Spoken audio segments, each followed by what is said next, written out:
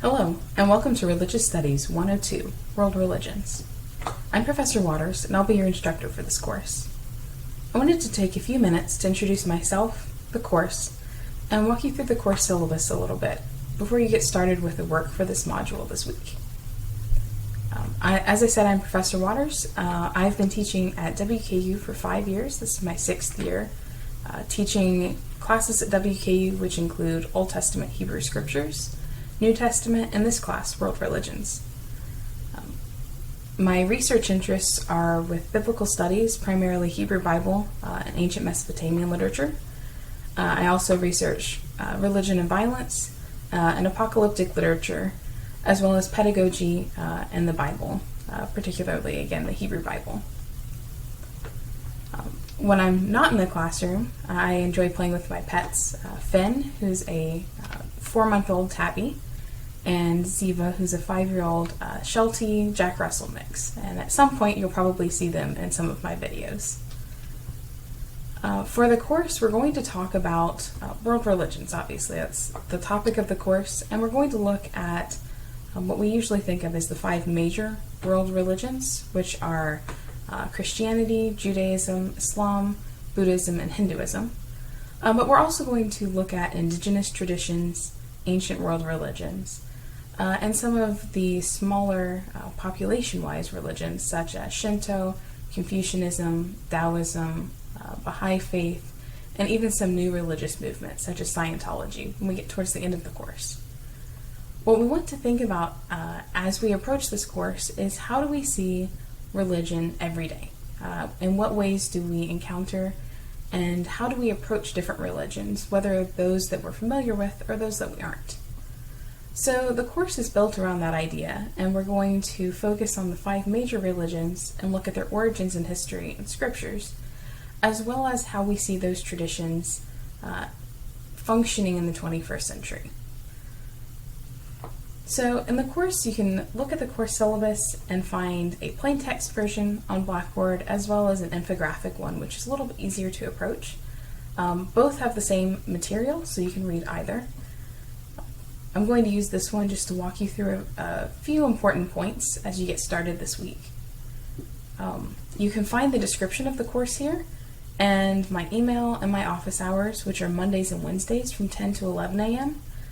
All times for everything in this course are Central Standard Time, since that's where WKU is based.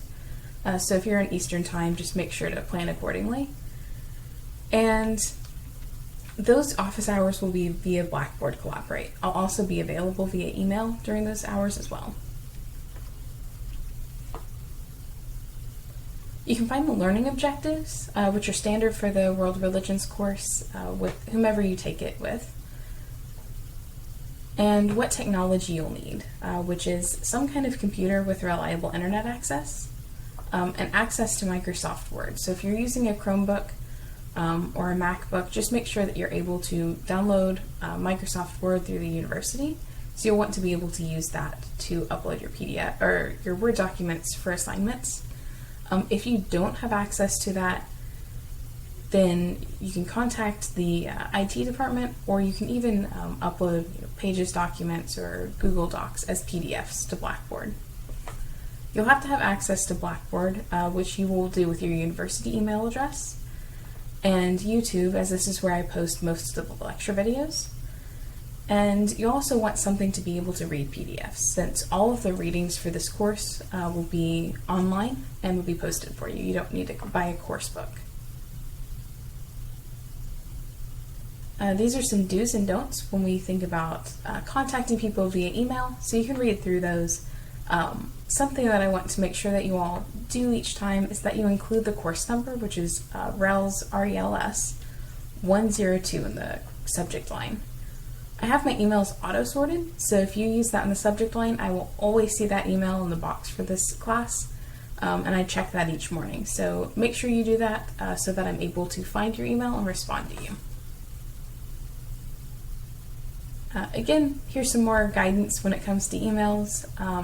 Make sure that you give me 24 hours to respond. I'll usually respond pretty quickly. So if it's during the workday around 8 a.m. to 5 p.m., I'll usually respond sometime in there. But any emails sent after 5 p.m. Or on the weekends, I won't get to until the following workday. And I expect that you all check your university email address during these hours as well. So if I send emails on the weekends, I don't expect you to see them until Monday. But do make sure you're keeping up with your university email address, not just a Gmail or a different school's email. Something new that I've added to my courses this year is a weekly Q&A. So I upload lecture videos each week that you all can watch on YouTube, but I feel like there's not a ton of interaction between me and you all in the course with regards to content or assignments besides just emails. So I want to have a place that you all can submit questions or concerns that you have, and I'll address those weekly. So you can find the Google form link here, and these are the questions that are included. And you have a chance to submit anonymously, or you can include your name if you wish to, any questions or concerns that you have in the course. Each week I'll check through these and make a video to respond to each one the following Monday, unless it's a break week or Labor Day or something along those lines. So those videos will be short, usually probably 5 to 10 minutes, but I want to make sure to respond to any questions that all of you have. And I think that a lot of people have the same questions more than likely, whether it's about material or assignments. So I'll make sure to address those each week here. This is the grade layout for the course. So the course is graded out of 1,000 points. The project for the course is worth 300 points. So this is the biggest portion of your grade. And we'll look at the details of what each one entails here in a moment. You also have a blog, which is worth a significant portion of your grade. There are 11 quizzes. I dropped the lowest quiz grade just to kind of let you have a chance to make a mistake or get used to the quiz format. You'll have 3 journal entries and a few discussion boards and a worksheet as well. So the project, like I said, is the biggest portion of your grade. And this is a place where you can feel free to choose a topic that you're interested in that relates to world religions. This could be something like a simple research paper if that's something you enjoy doing. Maybe looking at how Greek religions are still relevant in the 21st century. You could also do a creative project. So you could make a comic book about a Buddhist young woman who's a superhero, thinking along the lines of Miss Marvel, who's a Muslim superhero. And you can do really anything you want with this project, so long as it shows how this religion is still relevant today. You'll submit this project in sections, so at the beginning of the semester you'll submit a proposal, I'll respond to that, and then you'll submit a check-in later just to let me know what your progress is. And towards the end of the semester, we'll meet one-on-one via Blackboard Collaborate to kind of communicate what things you need to work on to improve your project, and so that you can communicate with me what places you're unsure of or any concerns you have at that point. The blog is a place that you're going to post short entries of about 300 to 600 words about 3 different topics. So one is the misconceptions that we have about religion in the 21st century. The second is the role of religion in the 21st century world. This is typically with regards to current events or articles that you find. And then religion in media, so maybe movies or novels or places that you see religion coming up every day. Each blog entry must cover a different religious tradition. So you have 8 entries, only one can be about Christianity, only one can be about Judaism, only one on Islam, and so on. So make sure that you're covering a wide array of different traditions here.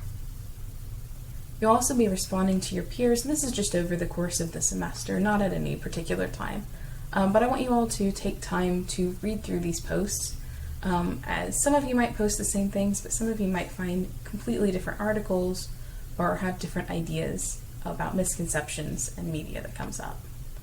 You can find more details about the assignment here, as well as on the blog, on Blackboard, and the guidelines there as well. During the semester, there are 3 units, and at the end of each unit, you'll submit a journal entry. The journal entry is something that only you and I can see, so not the rest of the students in the course. And you'll simply let me know any reflections, so some things that you noticed in the unit, as well as some things that you still have questions about. Ask one question or ask multiple questions. But basically, at the end of the unit, think, what other things did I want to know, or what other questions do I have that I don't feel like were answered here?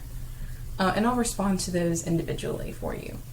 And if it's something that I see a lot of people having questions with, I might include this in the Q&A for that week as well. Like I said, there's some other assignments. These include discussion boards on some different topics. In the third week, we'll talk about Indigenous traditions. And at that point, we'll talk about like Native American traditions and African religious traditions as well. So you'll have these different topics of discussion throughout the semester. There's a few opportunities for extra credit. One of these is a plagiarism quiz, and you can take that at the beginning of the semester. You can also do a extra credit book review, and I'll have the guidelines for that posted online as well.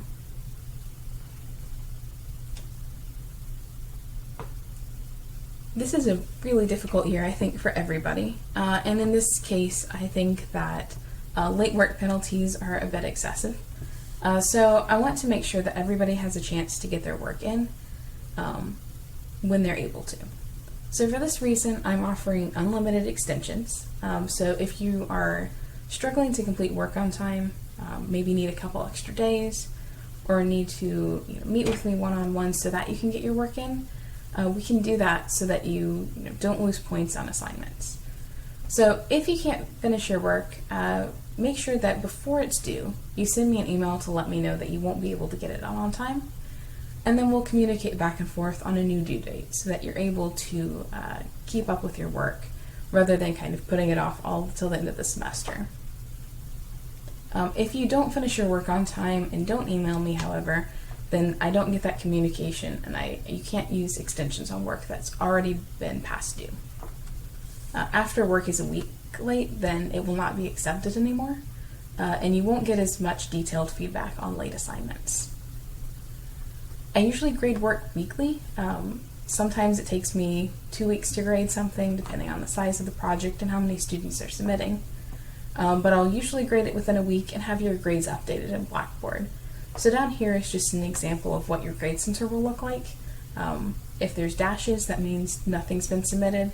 If there's a round circle, a yellow circle with an exclamation mark, it means the work has yet to be graded. And if you have a number there, that's just the grade that you've earned on that project.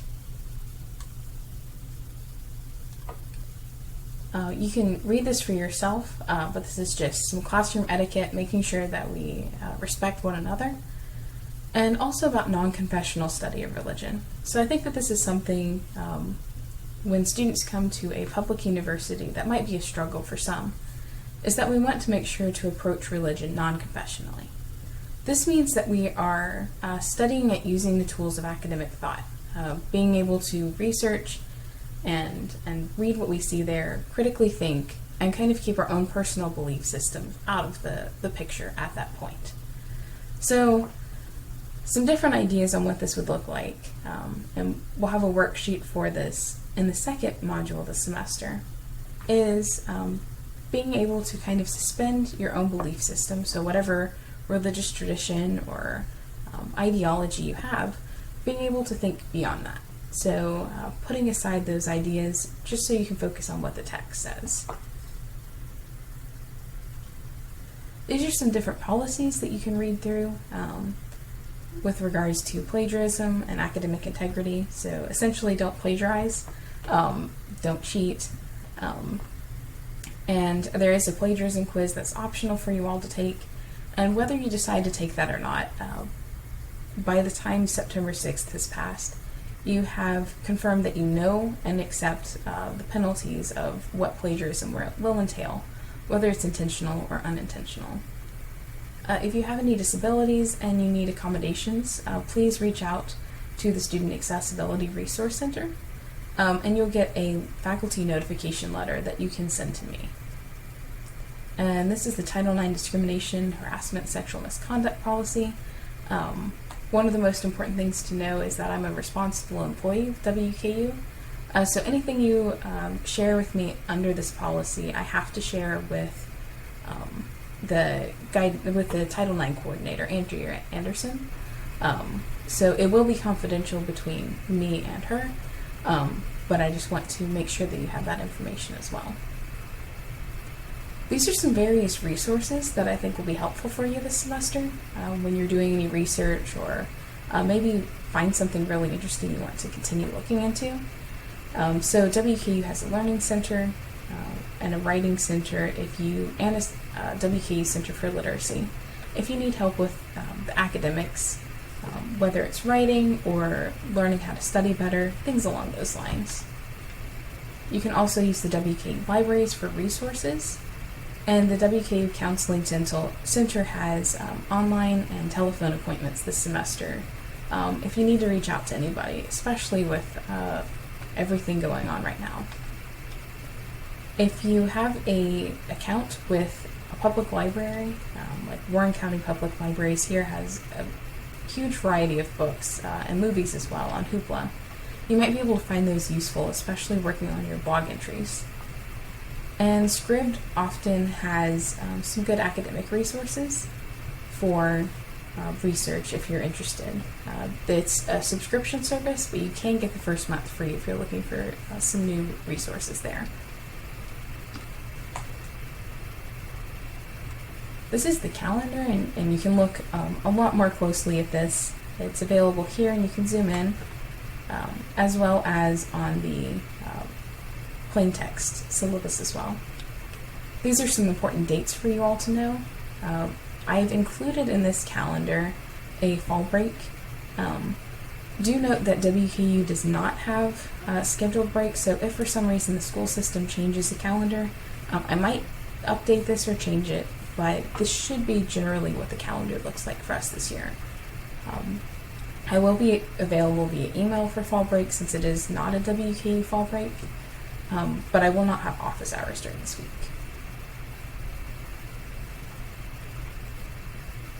When we talk about the course schedule, which is on the next page, I plan for each week to be from Monday at noon, or 12 p.m., to the following Monday at noon, or 12 p.m. And this is so that you don't have to work on weekends if you don't want to. So if you have a few finishing changes you want to make to a project, or a blog entry, or you put all your work off until 7 a.m. Monday morning, you have time to complete that on Monday rather than having to work on the weekends. You actually get some free time. So all of your work will start Monday at noon, and then the following Monday, so we can see lesson 1 here, starts today. And then this is due the next week. I moved it to Tuesday just because of Labor Day. And then that day, the next lesson begins at noon. And it just continues so on. I'll release the question and answer Q&A that day, the videos, to respond to any questions and concerns you all have that week. And this is the course syllabus that you'll see the schedule on Blackboard. You'll also see this in the plain text syllabus, which might be a little easier if you want to copy and paste it to save it easily. But each week we have kind of the same setup. This is what the lesson is about, the dates that it's spanning, any readings and videos you have to watch, and all the videos will be available on Blackboard or on YouTube, and you have the YouTube channel link there. And any assessments or activities, these are the things you'll earn points on. So this week you'll be posting in the introduction discussion board, and you'll also be completing quiz 1. Next week, you'll be completing the non-confessional study of religion worksheet, as well as quiz 2. These are all the things that you need to do to prepare for those assessments. So you can see the entire schedule for the course, and it spans both pages. There's links to some of these, particularly ones where it's not a video that I've recorded. So I have a video in this example of Muslim women talk hijab. And this is just different Muslim women talking about their experience with hijab, whether they think they should cover or not. And I think it's important for you all to experience people of that religion talking about their religion. So we have quite a bit of those videos that we'll discuss this semester as well. And finally, the finals week starts on December 7th. All work for this course must be turned in by noon on Thursday, December 10th. So anything after that point I won't accept, simply because I have to get final grades, everything graded and turned around by that following Tuesday. So I hope this video helped introduce myself and the course.